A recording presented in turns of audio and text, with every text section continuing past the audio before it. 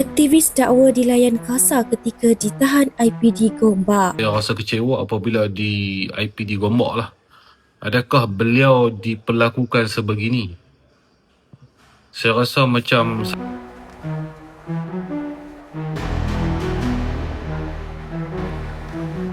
Aktivis Tamim Dahri Abdul Razak mendakwa beliau dilayan seperti binatang dan dibogelkan sebelum diberi baju lokap ketika ditahan di Ibu Pejabat Polis Daerah IPD Gombak berhubung isu perobohan kuil tidak sah di Taman Rawang Perdana. Tamim Dahri berkata layanan yang diterimanya di sana lebih kasar berbanding pengalaman terdahulu di Lokap Dang Wangi, malah beliau dibentak-bentak seperti seorang pesalah.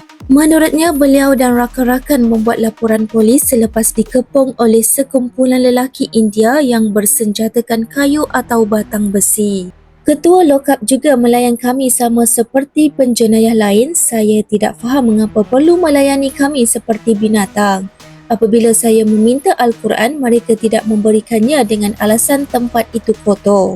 Sebelum ini, Tamim Dahri bersama 3 rakannya ditahan bagi membantu siasatan berhubung kerja-kerja pembersihan tanah yang dijalankan di sebuah kuil di Taman Rawang Perdana.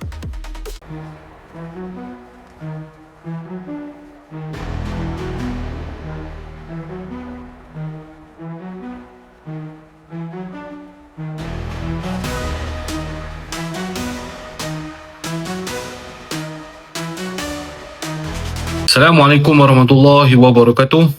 Kepada tuan-tuan dan puan-puan, saya ada baca satu posting daripada sahabat kita iaitu Tamim Dahri tentang cerita beliau, pengalaman beliau apabila ditangkap oleh pihak PDRM. Yang saya agak sedih dan saya rasa kecewa apabila di IPD Gombak lah. Adakah beliau diperlakukan sebegini? Saya rasa macam satu benda yang pelik, dan saya sebagai umat Islam, saya sebagai orang Malaysia, sebagai rakyat Malaysia, saya rasa macam kecewa dan sedih. Takkan sampai macam tu apa nak kena buat. Sebab apa saya cakap macam tu? Saya juga pernah ditahan di IPD Kota Baru. Saya juga pernah disuruh buka baju, tetapi di tempat yang tertutup. Tak ada sampai kena mengaitkan, dan pihak polis di sana pun memberi SOP yang baik, percakapan yang baik. Tak ada nak marah, nak hampa macam-macam pun. Buat cara SOP je. Cek ayat kencing, cek urin, macam-macam lah, semua kena buat. Cok 10 jari. Tapi dengan keadaan yang biasalah.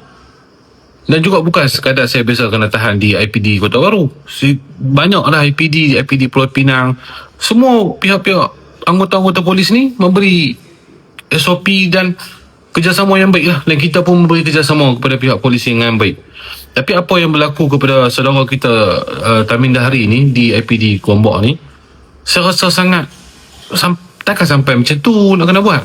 Dan saya rasa saya minta lah kepada Menteri KDN kita Yang Mulia Datuk Seri Panglima Saifuddin Nasution Ismail, tolong melihat perkara ni.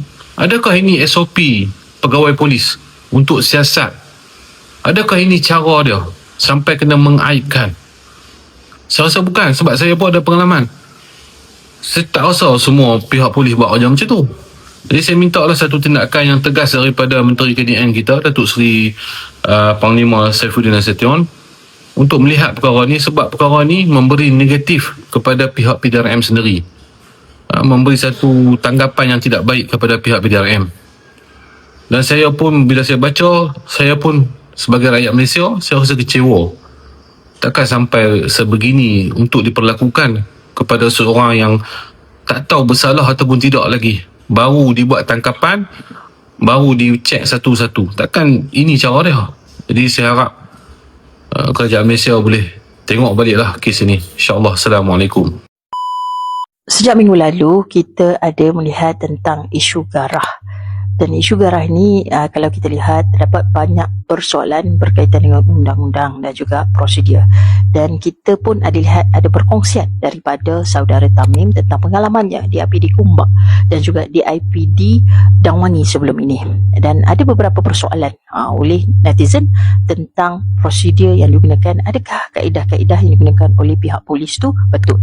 Jadi saya nak buat video berkaitan dengan siri-siri kalau kita kena tangkap dengan ataupun kita kena tahan dengan pihak polis, apakah kaedah yang sebenarnya dan apa hak kita.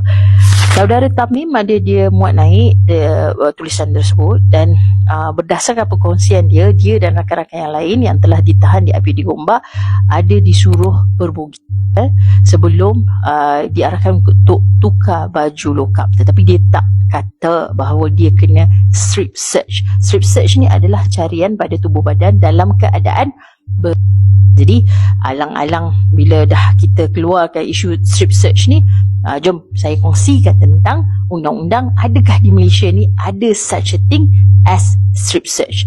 Dan kita nak lihat kepada Kanun Prosedur Jenayah Seksyen 20A. Dalam seksyen ini ada memperuntukkan tentang body search. Dekat Malaysia ni memang kita boleh digeledah ataupun boleh dibuat pencarian oleh pihak polis dekat tubuh badan kita.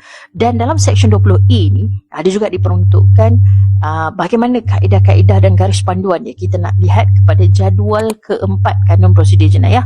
Apakah kaedah-kaedah body search yang digunakan? Apakah tujuan body search berdasarkan jadual keempat? Okay. Tujuan body search ni adalah apabila polis mengesyaki dalam tubuh badan kita atau pada tubuh badan kita ni kita cuba menyembunyikan sesuatu, bahan bukti, bahan-bahan terlarang, kita tak nak bagi dia tengok, kita nak sembunyikan bukti. Jadi saya nak fokuskan kepada strip search.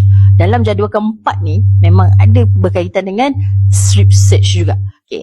Apakah prosedur dia? Yang pertama, bila mana pihak polis perlu menjalankan strip search? Ada 4 keadaan.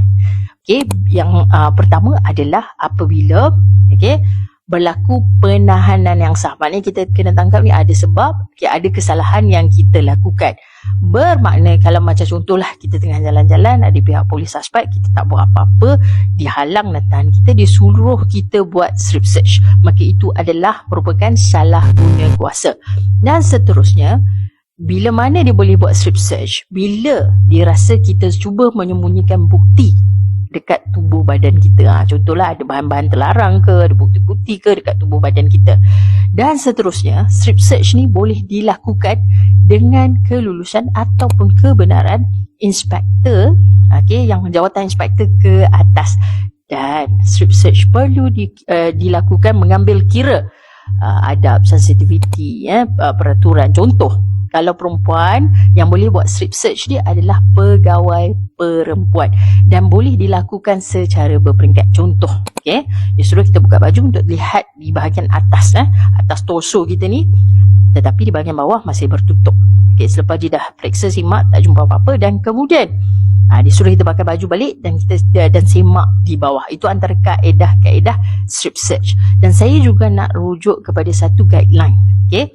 The police and your right, your basic right. Yang ni dikeluarkan oleh Pusat Bantuan Guaman.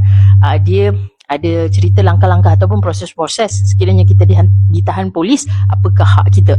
Dan guideline ni setakat Mei 2023. Kalau kita tengok dalam screenshot ni, sebenarnya kalau kita rasa strip search tu dibuat dengan cara yang tak betul ataupun salah guna kuasa, kita boleh protes strip search tersebut.